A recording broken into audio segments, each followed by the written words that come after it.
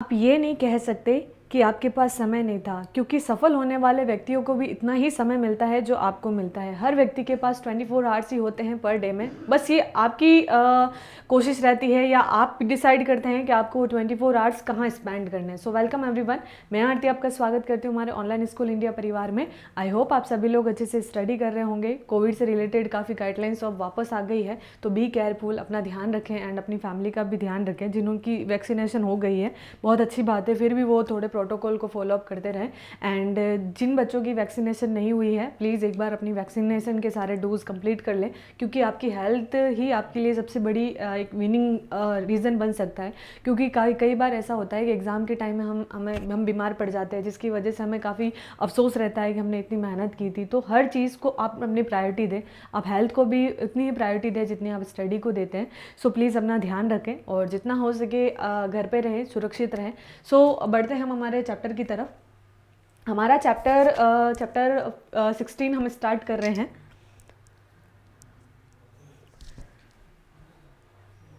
देखिए बच्चों, अभी तक हमने 15 चैप्टर ऑलमोस्ट सारे कंप्लीट कर लिए हैं।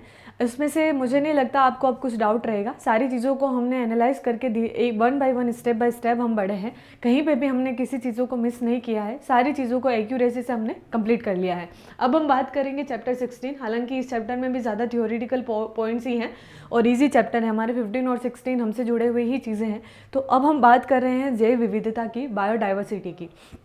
देखिए, जैव विविधता को जब शब्दों को तोड़ ही देते हैं तभी हम इसके मीनिंग को समझ सकते हैं कि जैव विविधता है क्या। जैव का मतलब होता है जो जीवित प्राणी है, उसमें आपके पौधे, पेड़ पौधे, वनस्पति, जीव जंतु, वन्य जीव जितने भी हैं, या फिर हम ये कह सकते हैं प्राणी जगत जितने भी हैं, मनुष्य, इसके अंतर्गत सारी जातियाँ, जनजातियाँ, सारे कुछ लोग इसमें सम्मिलित रहते हैं जो भी जीवित हैं। तो लिविंग थिंग्स जिसके अंतर्गत रहेगी, उनमें पाई जाने वाले अलग अलग प्रकार की विभिन्नता। देखिए, आपको पता है सब प्रकार के अलग अलग जीव होते हैं, उनका एक समुदाय होता है, अलग अलग प्रजातियों के प्राणी पाए जाते हैं, छोटे से छोटे सूक्ष्म जीव की भी एक पूरी प्रजाति होती है। तो इन पूरी प्रजातियों में किस प्रकार से विविधता पाई जाती है और उनका संरक्षण हम किस प्रकार से कर सकते हैं, क्योंकि देखिए यही हमारे लिए इम्पॉर्टेंट है। इन्वायरमेंट को जब हम पढ़ते हैं, पर्यावरण में सबसे बड़ा इंपॉर्टेंट रोल भूमिका जो निभाता है वो जैव मंडल ही निभाता है। और जैव मंडल में पाए जाने वाले सभी प्राणी जगत का प्रभाव कहीं ना कहीं एक दूसरे पर पड़ता है। क्योंकि हमने पारिस्थितिकी तंत्र में जब हमने परितंत्र को अच्छे से समझा था तो हमने देखा था कि एक दूसरे से जब ऊर्जा का स्थानांतरण होता है तो सबकी वैल्यू इक्वल पे रहती है। उत्पादक से लेकर प्राथमिक उपभोक्ता, द्वितीयक उपभोक्ता, तृतीयक उपभोक्ता, सारी श्रेणियों को एक क्रमबद्ध श्रृंखला के रूप में हमने अध्ययन किया था। तो यहीं से अब हम जैव विविधता के बारे में अध्ययन करेंगे। कुछ इतना इंपॉर्टेंट पॉइंट्स है नहीं, तो हम चैप्टर को कंप्लीट डिटेल कर देंगे और कोशिश करेंगे एक दो क्लास में हमारा ये चैप्टर कंप्लीट हो जाए, फिर हम हमारी सेकंड बुक को स्टार्ट करेंगे। आप भू आकृतिक प्रक्रियाओं को विशेषकर अपक्षय के और विभिन्न जलवायु क्षेत्रों में अपक्षय आदि के विषय में पहले ही पढ़ चुके हैं। अब आपको अच्छे से पता होगा कि अपक्षय क्या है। देखिए, हमने अनाच्छादन की जब क्रियाएं पढ़ी थी, इसमें हमने बहुत डिटेल से करा था कि अपक्षय होता क्या है। अपर्दन, अपक्षय, निक्षेपण, ये सभी जो क्रियाएं होती हैं ये अनाच्छादन की क्रिया होती है, जो जल द्वारा, वायु द्वारा और अन्य प्राकृतिक अपघटकों द्वारा एक स्थान से दूसरे स्थान पर किसी पदार्थों का स्थानांतरण क्या कहलाता है, आपका अनाच्छादन की क्रिया कहलाती है। अपर्दन की क्रिया प्राथमिक क्रिया होती है। उसके बाद जो हवाओं द्वारा और वायु द्वारा एक स्थान से दूसरे स्थान पर जब उसका मलबे को बहाया जाता है वो निक्षेपण की क्रिया होती है। और एक जगह पर जहाँ एकत्रित हो जाता है वो आपका अपक्षय कहलाता है।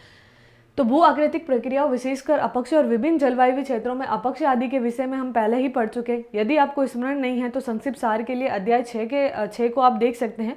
हमने अपक्षय प्रावर वनस्पति विविधता के आधार पर पढ़ा था और अतः इसे जैव विविधता का आधार भी माना गया है। यानी सूर्य ऊर्जा, जल, सौर ऊर्जा से तात्पर्य हमारा तापमान से आ जाएगा।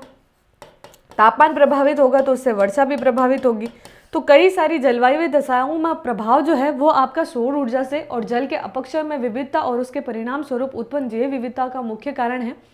इसमें कोई आश्चर्य नहीं है कि क्षेत्र जहाँ पे ऊर्जा व जल की उपलब्धता अधिक होगी वहाँ पे भी जैव विविधता का व्यापक स्तर पर विस्तार होगा।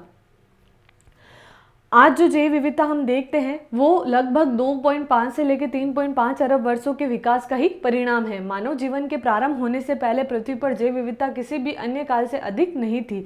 मानव के आने से ही जैव विविधता में तेजी से कमी आने लगी, क्योंकि किसी एक या अन्य प्रजाति की आवश्यकता से अधिक उपभोग के कारण वह प्रजातियां क्या होने लगी, लुप्त होने लगी। तो मानव प्रजाति के बाद जैव विविधता पर सर्वाधिक प्रभाव पड़ा, क्योंकि जैव विविधता में क्या हो रहा था, ज़्यादातर उपयोग करने की वजह से वहाँ की वो प्रजातियां लुप्त होती जा रही थी। तो इसका प्रभाव हमारे कहीं ना कहीं, इसका जो कारण बना प्रभाव करने का, वो मानव ही बना। ये कहने का तात्पर्य है कि लगभग 2.5 अरब वर्ष पूर्व से ही जैव विविधता का प्रभाव हमें दिखाई देता है पृथ्वी पर। अलग अलग प्रकार की वनस्पति, अलग अलग प्रकार के जीव जंतु, प्राणी जगत यहाँ पर उपस्थित रहते हैं। लेकिन मानव प्रजाति के जन्म के बाद, उनके उद्भव के बाद, उनके द्वारा प्रयोग किए गए प्राकृतिक संसाधनों की वजह से, या फिर हम ये कह सकते हैं उनके प्रभाव की वजह से, कई जैव विविधताओं के जो वनस्पतियाँ थी या जो प्राणी जगत थे वो धीरे धीरे लुप्त होने लगे। अनुमान के अनुसार संसार में कुल प्रजातियों की संख्या 20 लाख से 10 करोड़ तक है, लेकिन 1 करोड़ ही इसका सही अनुमान है। नई प्रजातियों को खोज लगातार जारी है और उनमें से अधिकांश का वर्गीकरण भी नहीं हुआ है। तो कई ऐसी प्रजातियां भी हैं जो लुप्त हो चुकी है, जिनको रेड डाटा बुक में डाला भी जाता है। जो प्रजातियां ऑलमोस्ट लुप्त हो गई है या जो लुप्त होने की कगार पर हैं, उन प्रजातियों को भी अलग इंडेक्स में डाला जाता है और उनके संरक्षण के प्रयास किए जाते हैं। क्योंकि आजकल शिक्षा की वजह से जितनी जागरूकता मानव के अंतर्गत आई है, उनमें से कई ऐसे जागरूक व्यक्तित्व वाले हैं जो समाज या सोसाइटी के कल्याण के लिए जो भी प्रजातियां हैं उनको एक सस्टेनेबल, सतत पोषणीय विकास के आधार पर भावी पीढ़ी का उपयोग समझते हुए उनके संरक्षण के लिए प्रयास कर रहे हैं। एक अनुमान के अनुसार दक्षिणी अमेरिका के ताजे पानी का लगभग 40% मछलियों का वर्गीकरण नहीं हुआ है। उष्णकटिबंधीय वनों में जैव विविधता की अधिकता ज्यादा पाई जाती है। उष्णकटिबंधीय वनों में यहाँ पे आपको पता है जलवायु दशाएं विभिन्न पाई जाती हैं, क्योंकि यहाँ पर आपको ज़्यादा उष्ण तापमान दिखाई देगा और वर्षण का प्रभाव भी यहाँ पे ज़्यादा दिखाई देगा। तो जैव विविधता का प्रकार यहाँ पे ज़्यादा उपस्थित हो सकता है, क्योंकि यहाँ पर मछलियों का आपने देखा कि हमने जब उष्ण जलवायु के बारे में, जब वो प्राकृतिक जलधाराओं के बारे में हमने बात की थी, जो गर्म और ठंडी जलधाराएं जहाँ मिलती है डोलरम के स्थान पर, वहाँ मछलियों का उत्पादन ज़्यादा होता है, क्योंकि प्लंकी नाम का एक पदार्थ जो है वो छोटी मछलियों का भोजन होता है।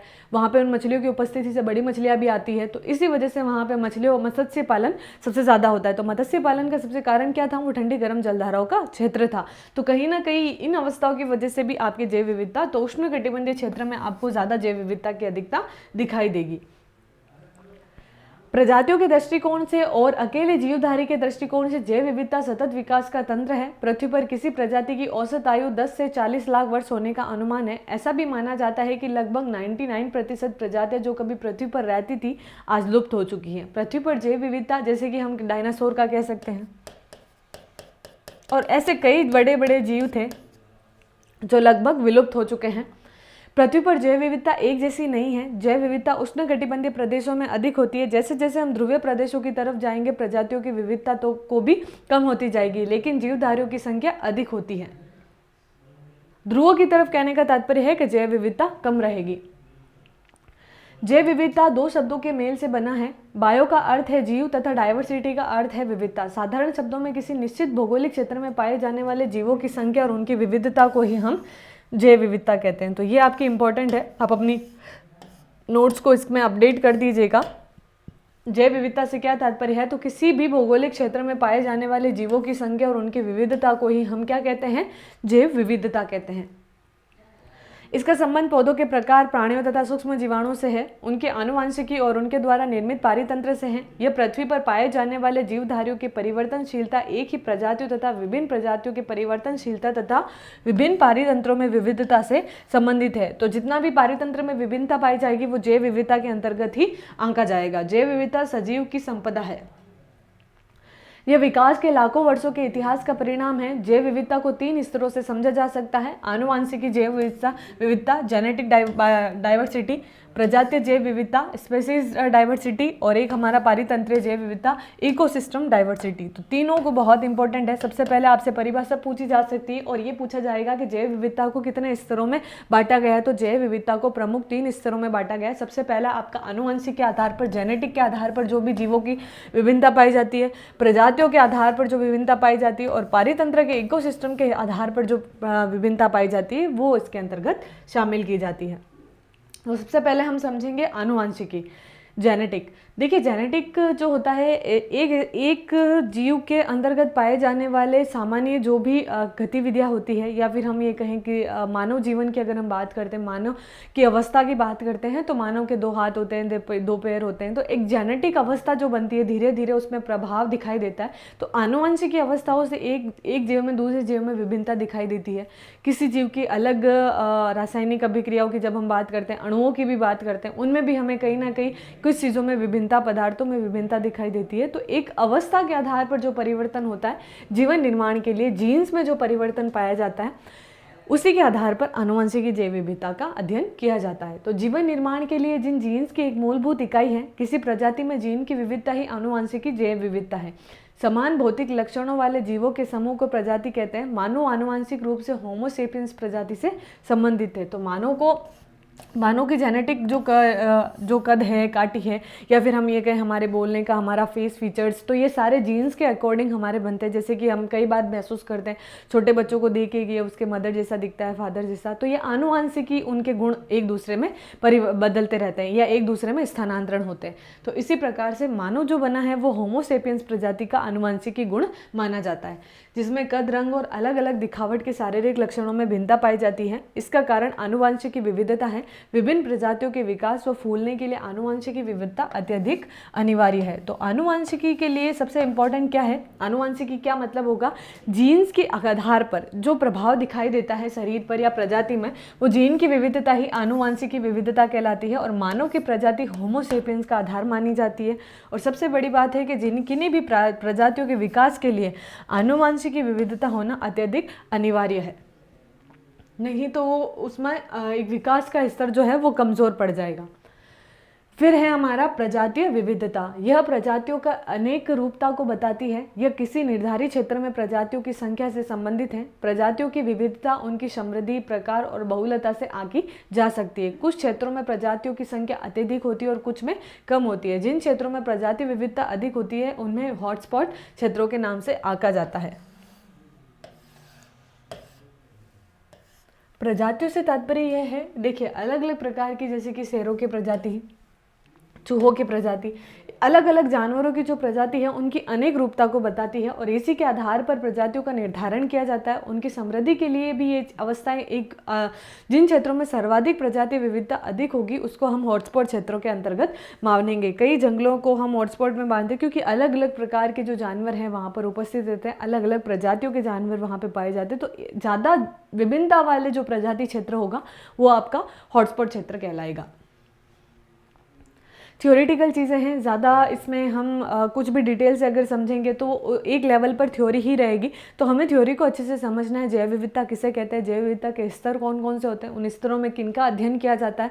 और सबसे बड़ी बात, अगर हम मैप के आधार पर बता पाएँ सर्वाधिक जैव विविधता कहाँ पाई जाती है, वो भी हमारे लिए अच्छा हो सकता है। जैसे कि हमारा पश्चिमी घाट, पूर्वी हिमालय, भारत की बात की जाती है तो, और अलग हम श्रीलंका की बात करें तो सिंह राजा वन, इंडोनेशिया, इन सारे क्षेत्रों में क्या है, जैव विविधता ज़्यादा पाई जाती है। जिसका कारण क्या है, वहाँ पर अलग अलग प्रजातियों की विभिन्नता होगी, वहाँ आनुवंशिक स्तर पर ज़्यादा विभिन्नता पाई जाएगी। तो इन आधार पर जब सर्वाधिक विभिन्नताएं दिखाई देती है वहीं पर ज़्यादा जैव विविधता होगी। बड़े बड़े जंगलों में अलग अलग तरह के जानवर वहाँ पर उपस्थित रहते हैं, उनकी संख्या भी अधिक रहती है। तो हम ये कह सकते हैं वो एरिया कौन सा होगा, हॉटस्पॉट एरिया कहलाएगा। ठीक है।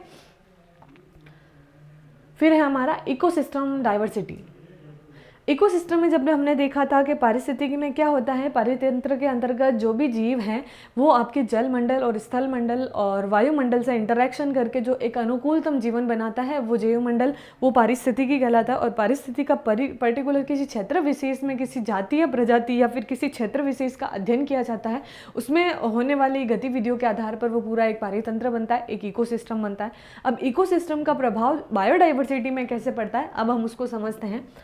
आपने पिछले अध्याय में पारितंत्र के प्रकारों को व्यापक भिन्नता और प्रत्येक प्रकार के पारितंत्र में होने वाली पारितंत्रीय प्रक्रियाओं तथा आवास स्थानों की भिन्नता को पारितंत्रीय विविधता मानते हैं। पारितंत्रीय विविधता जो भी है उसके परिसीमन करना बहुत मुश्किल है, उसका सीमांकन करना बहुत ज़्यादा मुश्किल है, क्योंकि समुदायों और पारितंत्र की सीमाएं निश्चित नहीं होती। तो किसी भी क्षेत्र के समुदाय की सीमा निश्चित नहीं की जा सकती। यानी अगर इस क्षेत्र में आपको शेर ज़्यादा दिखाई दे रहे हैं, हो सकता है वो यहाँ से स्थानांतरण करके यहाँ पहुँच जाए। तो एक अवस्था के आधार पर इनकी कोई क्षेत्र विशेष का सीमांकन नहीं किया जा सकता पारितंत्र में, और ना ही इसमें हम ये कह सकते हैं कि समुदाय और के क्षेत्रों का भी हम सीमांकन कर सकते हैं। तो प्रजाति और समुदाय के आधार पर एक सीमांकन करना मुश्किल होता है, क्योंकि पारितंत्र में एक इकोसिस्टम संपूर्ण क्षेत्र का एनालिटिक अप्रोच उसमें बनती है, और उसके आधार पर उन क्षेत्रों को हम पारितंत्र के अंतर्गत सम्मिलित करते हैं।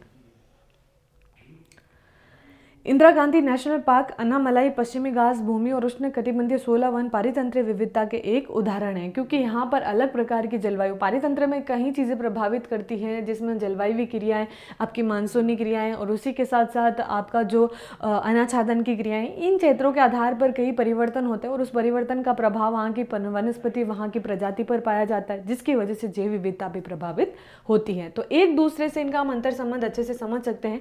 कहीं ना कहीं इन सारी चीज़ों का एक दूसरे से इंटरेक्शन जुड़ाव है, और इन्हीं को समझते हुए हम ये कॉन्सेप्ट लिख सकते हैं। ये इसमें थ्योरेटिकल के ही क्वेश्चंस बनेंगे, तो आप थ्योरी वाइज आप क्या करना है, फैक्ट्स में इसमें ज़्यादा से कुछ नहीं है।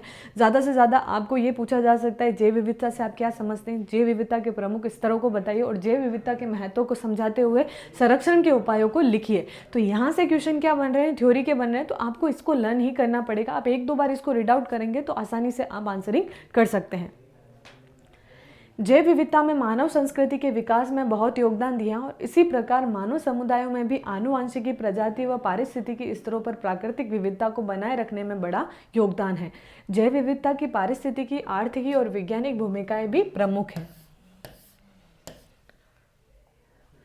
जैव विविधता की पारिस्थितिकी भूमिका, पारिस्थितिकी का मतलब हमें पता है इकोलॉजिकल क्या अप्रोच बन सकती है। पारितंत्र में विभिन्न प्रजातियां कोई ना कोई क्रिया करती रहती है, और पारितंत्र में कोई भी प्रजाति बिना कारण न तो विकसित हो सकती है और न ही बिना कारण बिना ही बनी रह सकती है। तो कोई ना कोई गतिविधि वो करती रहेगी, अर्थात प्रत्येक जीव अपनी ज़रूरत को पूरा करने के साथ साथ दूसरे जीवों के पनपने में भी सहायक होते हैं।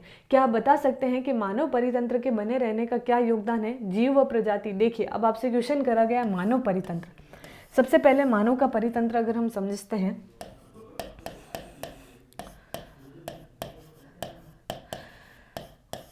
मानव से जुड़े हुए वो सभी क्षेत्र, वस्तुएं, उसकी निर्भरता,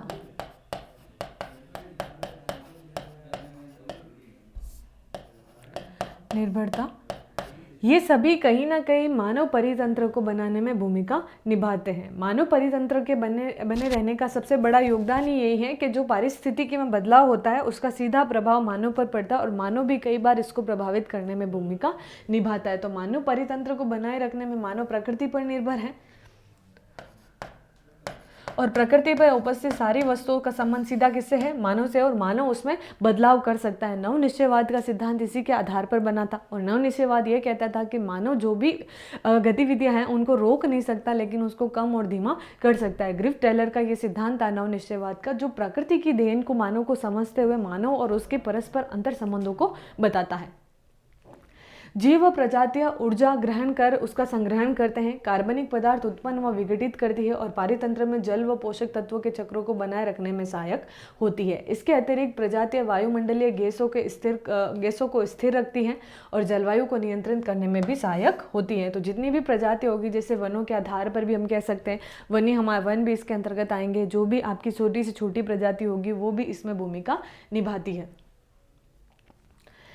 ये पारितंत्र की क्रियाएं मानव जीवन के लिए अत्यधिक महत्वपूर्ण क्रिया है। पारितंत्र में जितनी अधिक विविधता होगी, प्रजातियों के प्रतिकूल स्थितियों में भी रहने की संभावना उतनी, उत्पादकता उतनी ही अधिक होगी। तो मानव के अनुकूलतम अवस्था के आधार पर ही प्रजातियों की उत्पादक की संभावना बढ़ेगी। तो हम ये कह सकते हैं इनका संबंध भी है, और इनके एक के विकास पर ही दूसरे का विकास निर्भर करता है। प्रजातियों की क्षति से तंत्र के बने रहने की क्षमता भी कम हो जाएगी। अधिक आनुवंशिकी विविधता वाली प्रजातियों की तरह अधिक जैव विविधता वाले परितंत्र में पर्यावरण के बदलाव को सहन करने की अधिक क्षमता होती है। दूसरे शब्दों में, जिस पारितंत्र में जितनी प्रकार की प्रजाति होगी वह पारितंत्र उतना ही अधिक और स्थायी होगा। जैसे कि हमें अच्छे से समझा था, पारितंत्र में जैसे कि फूड चेन जो बनती है, जितना फूड चेन ज़्यादा होगा उतनी ही पारितंत्र की स्थिति ज़्यादा मजबूत होगी, जो हम लास्ट चैप्टर में अच्छे से समझ चुके हैं। अब है जैव विविधता की इकोनॉमिकल लेवल पे क्या उसकी भूमिका है। सभी मनुष्यों के लिए दैनिक जीवन में जैव विविधता एक महत्वपूर्ण संसाधन है। जैव विविधता का एक महत्वपूर्ण भाग फसलों की विविधता है, जैसे कि क्रॉप्स की डाइवर्सिटी, अलग अलग प्रकार की खरीफ की, रबी की, जो भी जायद की फसलें होती हैं उनमें विभिन्नता पाई जाती है, तो ये कृषि जैव विविधता कहलाती है। और इसी जैव विविधता में संसाधनों का भंडार भी समझा जा सकता है, जिनकी उपयोगिता भोज्य पदार्थ या औषधि और सौंदर्य रूप में प्रसाधनों में किया जाता है। जैव संसाधनों की ये कल्पना जैव विविधता के विनाश के लिए भी उत्तरदायी है, क्योंकि साथ ही संसाधनों के विभाजन और बंटवारे को लेकर उत्पन्न नए विवादों के भी ये जनक बने हैं। खाद्य फसलें, पशु, वन संसाधन, मत्स्य, दवा संसाधन आदि कुछ ऐसे आर्थिक महत्व के उत्पाद है जो मानव को जैव विविधता के फलस्वरूप उपलब्ध होते हैं।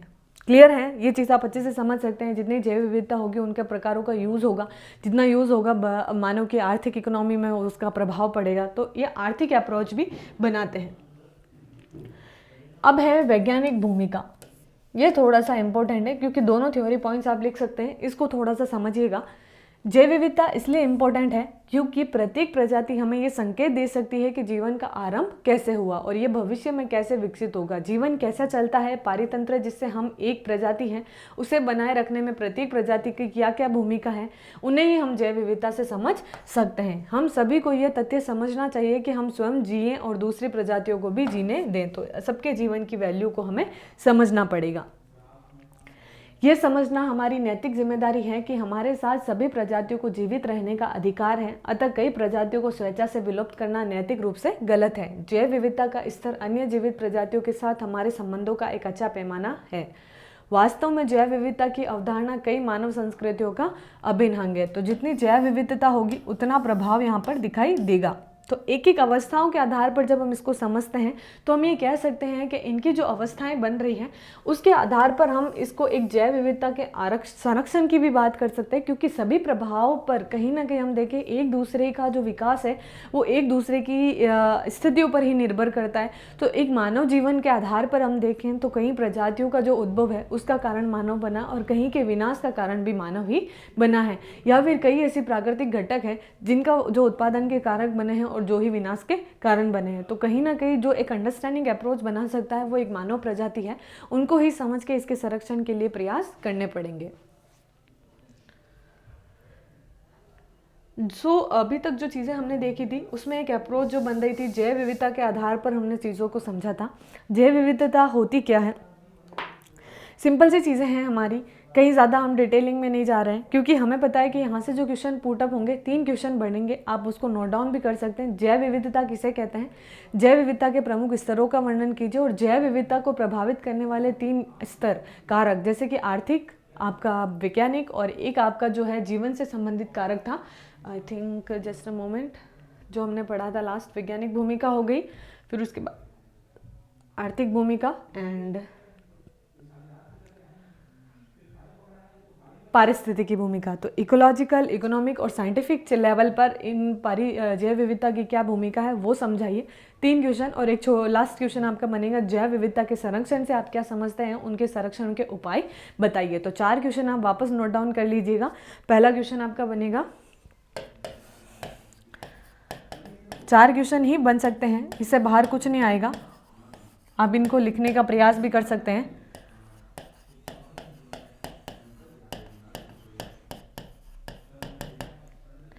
दूसरा, जैव विविधता के स्तरों को समझाइए।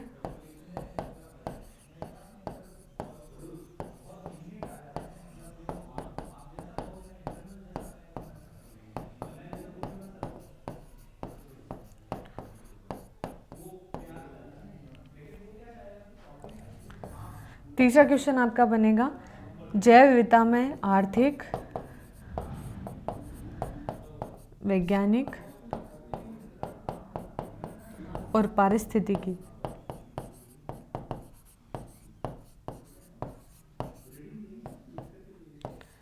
भूमिका समझाइए।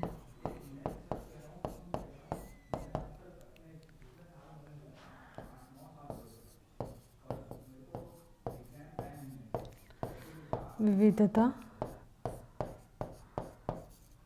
संरक्षण से आप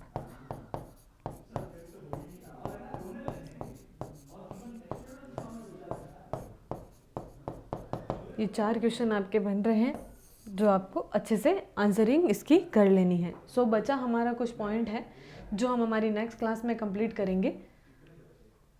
जो भी है इनका संरक्षण कैसे करना है और जैव विविधता से किस प्रकार की हम ये कह सकते हैं जैव विविधता का प्रभाव और जैव विविधता का ह्रास कैसे हो रहा है, उसके संरक्षण के लिए क्या उपाय किए जाने चाहिए, इसके बारे में हम अध्ययन करेंगे हमारी नेक्स्ट क्लास में।